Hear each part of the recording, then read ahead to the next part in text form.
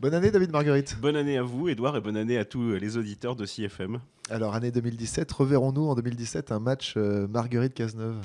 Alors je crois, pour tout vous dire, que les matchs retour ne sont pas d'actualité et je crois que ce match-là est très peu probable. Pour répondre directement à votre question sur les élections législatives, je À suis investi Cherbourg, à Cherbourg, ouais. dans la quatrième circonscription, celle du Cotentin, du Nord Cotentin. Je suis investi par ma famille politique, ce qui est une marque de confiance et j'en suis très honoré. Mais une investiture n'est pas nécessairement une candidature. Aujourd'hui, dans mon cheminement personnel, je suis totalement consacré et à la région Normandie et à mon territoire du Cotentin. Parce que je Que rappelle que vous êtes deuxième vice-président de région Normandie, vous êtes conseiller municipal d'opposition à Cherbourg, et peut-être plus tard. Alors, en tout cas, en charge à la région des politiques de formation et d'apprentissage qui sont prenantes, qui sont des politiques passionnantes que l'on mène qui se déploient sur l'ensemble du territoire de la Normandie. Et très clairement, dans cette perspective-là, la candidature aux législatives aujourd'hui ne se pose pas. Cette question ne se pose pas. Je suis consacré, comme je vous le disais, à mon territoire du Cotentin. Il y a des échéances qui vont venir et assez rapidement maintenant sur ce territoire. Et il est évident que si la démarche que j'ai initiée avec de nombreux maires du Cotentin devait aboutir, je me consacrerai pleinement à ce mandat avec la disponibilité qu'elle suppose, l'engagement total qui est la condition même de la réussite de ce mandat et de ce territoire. Alors on va y venir, c'est la question de l'élection à la présidence de la communauté d'agglomération du Cotentin. Juste avant, pour terminer sur les législatives, vous avez peur de faire face à Bernard Cazeneuve, de prendre encore un échec Alors, sur Cherbourg? je vais vous dire, je pense que mon parcours politique démontre que je n'ai pas peur et que j'ai pu, dans ce parcours, démontrer que je me suis engagé dans les élections les plus difficiles, des élections dans des contextes qui étaient extrêmement ardus, dans des configurations impossibles même pour ma famille politique, et que j'ai toujours relevé les défis. Donc je n'ai pas peur. Simplement, aujourd'hui, j'ai une réflexion qui n'est pas du tout conditionnée par ce que peuvent faire mes adversaires, mais par ma mission à la région et ma volonté d'engagement total pour le territoire du Cotentin. Et que dans ces conditions, non, je ne redoute pas mes adversaires, je n'ai pas peur des combats difficiles, mais je suis rentré dans une phase différente de mon engagement public. Alors, vous êtes donc candidat à la présidence de la communauté XXL du Cotentin qui fusionne toutes les intercommunalités. Elle s'appellera donc la communauté d'agglomération du Cotentin. Il y a déjà un candidat de droite, candidat à cette élection à la présidence, c'est Jean-Louis Valentin, et vous y allez aussi. Alors, pourquoi vous jouez la division, le risque Alors, de la division sur le territoire du la Nord-Cotentin? question ne se pose pas du tout en termes de division. Moi, je crois simplement que le choix démocratique vaut toujours mieux à la candidature unique. Et que la question du rassemblement est une question tout à fait noble et que je souhaite y contribuer très largement. Je veux être utile à mon territoire, mais que le rassemblement doit signifier quelque chose. C'est que pour être rassemblé, il faut avoir des sensibilités différentes, et c'est autour de ces sensibilités différentes que l'on peut et que l'on doit rassembler notre territoire, qu'il le sera. En tout cas, moi, je m'y engage dans la démarche collective que j'ai initiée avec de nombreux maires qui me soutiennent et qui maillent d'ailleurs dans leur configuration tout le territoire du Cotentin. Je suis engagé dans cette démarche avec beaucoup de conviction, beaucoup de passion et beaucoup d'axes programmatiques, on va dire, qui sont différents de mon concurrent. Moi, j'ai de bonnes relations avec Jean-Louis Valentin. Nous avons pu travailler ensemble. On dit qu'il Ça, a de bonnes relations avec la gauche cherbourgeoise, lui, et qui serait soutenu alors, par la gauche cherbourgeoise pour surtout que ce ne soit pas David oui, Marguerite qui alors soit président je peux du constater Cotentin. en effet qu'il y a des alliances qui se mettent en place aujourd'hui avec le maire de Cherbourg qui est annoncé, si Jean-Louis Valentin l'emportait, comme premier vice-président. Et c'est un choix qu'il fait, qu'il assume d'ailleurs, et que je respecte simplement. Moi, je ne suis pas du tout dans une démarche politique, ni politicienne. Aujourd'hui, dans les maires qui m'accompagnent, il y a toutes les sensibilités politiques qui sont représentées. Il y a des maires, et on le verra demain dans une annonce de candidature que je ferai officiellement et dans une déclaration que je ferai au Cotentin, il y a des maires de gauche qui me soutiennent. Et puis, il y a différentes sensibilités, rurales, urbaines. Je suis, je pense, dans cette élection, je présente une originalité, incontestablement, une double originalité, je pense, c'est celle à la fois de pouvoir incarner un équilibre dans la gouvernance, l'équilibre de la gouvernance compte tenu de ma position d'opposition à Cherbourg.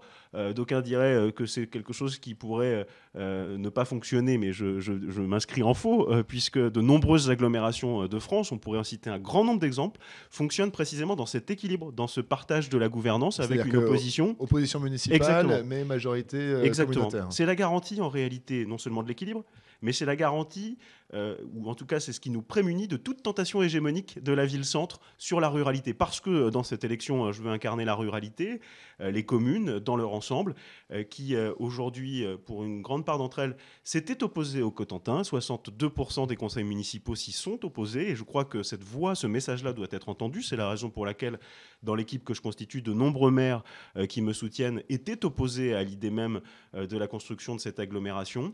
Et je crois qu'il est bon que leurs préoccupations, tout à fait légitimes, qui se sont exprimées au moment de ce débat, puissent être entendues, puissent être reprises, et qu'en effet, cette garantie d'équilibre que je peux incarner avec les maires qui me soutiennent puisse être entendue. Et la deuxième originalité de cette candidature, c'est ma présence et mon action à la région, aux côtés du président Hervé Morin. Alors, on va en parler dans un instant, de vos compétences, effectivement, à la région. Mais simplement pour préciser que la région et les établissements publics de coopération intercommunale, aujourd'hui, et c'est la loi qui le dit, forment un couple solide autour desquels s'articulent les contractualisations, et que je veux pouvoir, grâce à cette position, faciliter des contractualisations favorables pour le territoire, c'est-à-dire des contractualisations qui favorisent le développement du territoire, en lien bien sûr étroit avec le département, et des conseillers départementaux m'ont accordé leur soutien dans cette démarche. Alors effectivement, on va vers un fonctionnement région-communauté de communes de plus en plus, avec le département qui tendrait à passer à la trappe. On a eu le budget 2017 du département de la Manche qui a été voté la semaine dernière, avec des économies nécessaires pour éviter les hausses d'impôts. Et en matière de subventions, le département de la Manche a décidé la semaine dernière, tout ce qui n'est pas de nos compétences, et notamment en matière économique, d'aide aux entreprises, nous on ne fait plus parce que c'est plus notre compétence, on laisse ça à la région. Ils ont raison, le département de la Manche ? Alors oui, je vais vous dire très franchement que c'est un choix que je soutiens. C'est un choix qui est d'ailleurs concerté avec la région Normandie, puisqu'il y a une instance qui aujourd'hui existe, qui s'appelle le G6, qui regroupe les 5 départements normands autour du président de région, avec donc la région Normandie. Et qu'une décentralisation réussie, aujourd'hui nous le disons, c'est une décentralisation qui doit être lisible pour le citoyen et efficace pour le contribuable. Et donc une décentralisation qui partage les compétences. En effet, chaque collectivité aujourd'hui doit se concentrer sur la mission qui est la sienne, parce que nous le savons, le budget public, l'argent public se fait plus rare. C'est une contrainte budgétaire très forte qui pèse sur les collectivités. Et nous devons en effet partager les compétences comme cela. Pour faire simple, le département doit en effet, et c'est sa mission, se concentrer sur l'action sociale, les actions de proximité. Il a toute sa légitimité et toute sa place dans ce cadre-là. Pour corriger votre formule, le département a de l'avenir même sur cette mission-là. Cependant que la région doit se concentrer sur des missions stratégiques, le développement économique, la formation, l'apprentissage, l'agriculture, le tourisme, l'attractivité, on pourrait en citer bien d'autres, mais des missions stratégiques. Et c'est comme cela qu'on articule un couple solide et efficace entre les deux collectivités. Le développement économique, le soutien aux entreprises, ça a été la pierre angulaire sans doute de la campagne d'Hervé Morin aux élections régionales pour prendre la tête de la région Normandie. Partant du principe que si les entreprises fleurissent, vont bien, on crée de l'emploi et donc on fait reculer le chômage. C'est comme ça qu'il faut fonctionner. Donc il y a le soutien aux entreprises. Et puis 2, il y a mettre en adéquation les forces vives, les ressources humaines de la région avec les besoins des entreprises sur nos territoires. Et là, c'est votre portefeuille, la formation et l'apprentissage. Vous êtes vice-présidente dédiée à ces questions-là. En Normandie, on a les formations adaptées aux besoins de nos entreprises ou il y a des problèmes ? Il y a de véritables difficultés. Je vais donner un seul chiffre qui permet de faire comprendre cette difficulté. On dit souvent, et c'est vrai, que le carnet de commandes est ce qui conditionne le recrutement, mais il y a également des problèmes très clairs de formation. Dans la région Normandie, les entreprises ne trouvent pas la main-d'œuvre dont elles ont besoin. Exactement. Et un seul chiffre suffit à l'illustrer. Je trouve qu'il est très pédagogique. C'est pour ça que je le livre à vos auditeurs. C'est que l'an dernier, la région Normandie est parmi les régions de France qui compte le taux de chômage le plus élevé, notamment chez les jeunes, près de 27% si on additionne toutes les catégories. Il progresse fortement chez les plus de 50 ans. Et qu'en même temps qu'on a ce taux de chômage très élevé, sur les 79 900 offres d'emploi qui étaient à pourvoir l'an dernier dans notre région, 8 900 n'ont pas trouvé preneur. Ce qui en dit long sur le problème d'adéquation entre l'offre de formation et les besoins des entreprises. C'est la raison pour laquelle nous agissons et nous avons mis en place déjà des premières mesures, et pas des moindres, puisque nous avons voté un grand plan de relance de l'apprentissage, quasiment à l'unanimité d'ailleurs, que j'ai porté avec Hervé Morin pendant des mois, que ce plan vise à augmenter significativement le budget, remettre l'apprentissage à l'honneur parce que c'est une voie d'excellence qui permet d'aboutir à un emploi. Vous voyez, ça c'est très concret que de le dire. L'apprentissage a été trop souvent assimilé à l'échec scolaire ou une voie réservée à certains milieux sociaux. Nous avons mis le paquet sur l'apprentissage, plus 16 millions d'euros par an consacrés à l'apprentissage, avec des mesures très fortes tant pour les apprentis que pour les entreprises, avec le doublement de la prime pour toute entreprise qui recrutera des apprentis depuis 18 ans, et puis une communication massive qui va bientôt se voir puisqu'il y a la quinzaine de l'apprentissage. Autre mesure et autre solution sur lesquelles nous sommes en train de travailler. La carte de formation, c'est la région qui en est responsable. Le président de région l'a décidé. Nous allons mener dans toutes les zones de Normandie, nous allons faire une vraie animation territoriale, 22 zones. Nous allons définir avec les entreprises, qui sont les principales à prescrire le besoin de formation, nous allons définir les besoins de formation et ensuite mettre en place les formations adaptées, tout simplement parce que c'est concret, c'est efficace, c'est pragmatique. La formation pour la formation n'a aucun intérêt, c'est la formation qui aboutit à un emploi.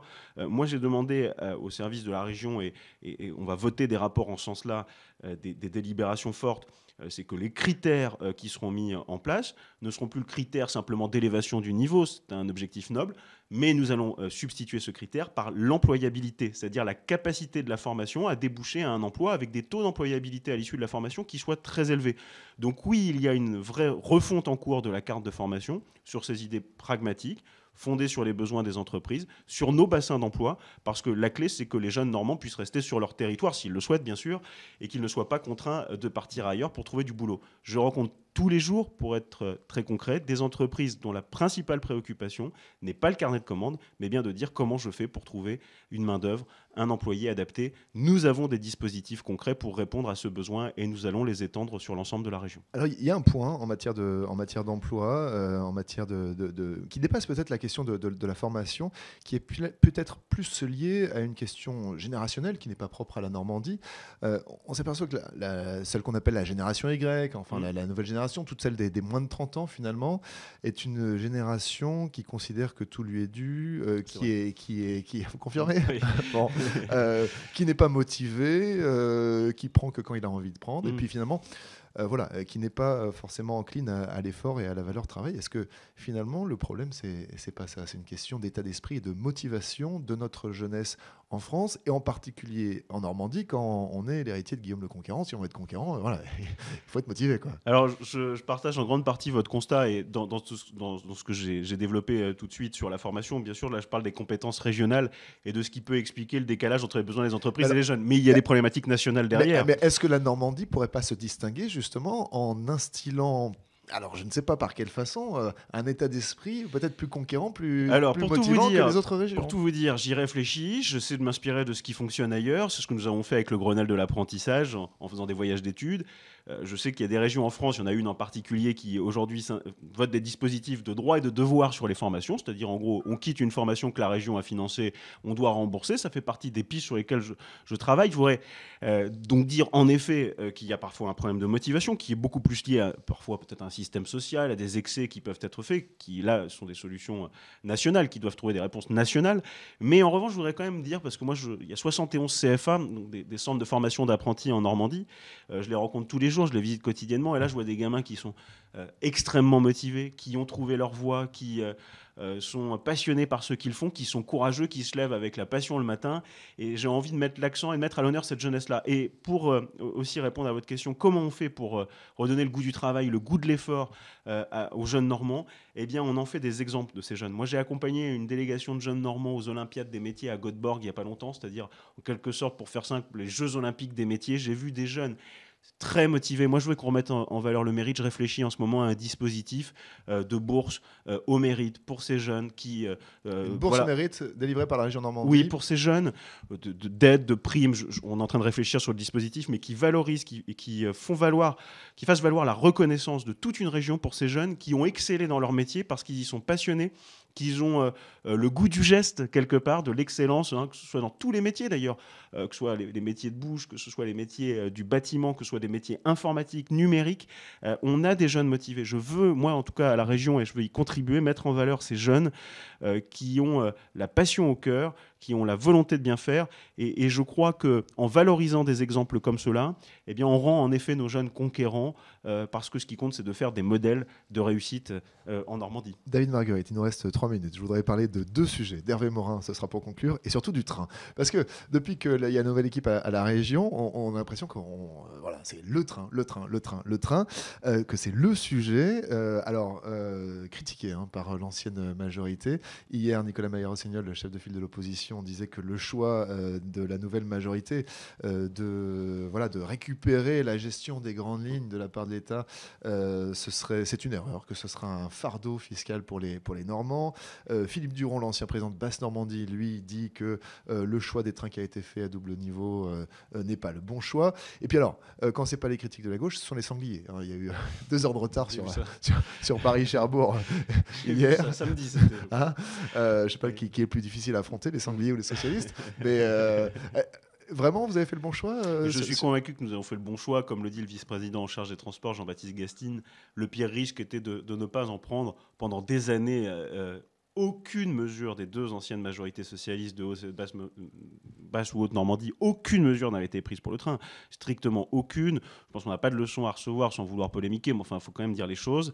Que cette décision qui a été prise nous a permis d'obtenir un financement extrêmement élevé de l'État, qu'aujourd'hui d'ailleurs, meilleure preuve que c'est une bonne décision, c'est que nous sommes imités dans d'autres régions, y compris d'ailleurs chez les amis socialistes de Nicolas Maillard-Rossignol, et que cette volonté d'assumer nos responsabilités, de reprendre la gouvernance, de donner aux Normands des trains de qualité, parce qu'ils sont hors d'âge, ceux qui nous écoutent et qui prennent le train tous les jours le savent, avec en même temps la perspective d'une ligne normande, de la LNPLN, la ligne Normandie à grande vitesse, plus tard, est une belle perspective. S'il y a de l'argent, on verra. Mais nous avons engagé les études pour, en tout cas, mais nous avons justement, et vous avez raison, comme c'est une perspective plus lointaine, décidé d'agir très concrètement maintenant avec cette reprise de gouvernance pour que dès 2020, les Normands puissent constater qu'ils auront des trains de qualité, comme finalement dans toutes les régions ou presque. Et c'est bien la dette de la SNCF qui est ainsi payée, comme le disait le PDG de la SNCF lui-même il y a quelques années, en 2010. Dernière chose, Aline Marguerite, Hervé Morin. On a un président pour le moins coloré à la tête de la région Normandie, coloré non pas en raison de son étiquette politique, mais parce que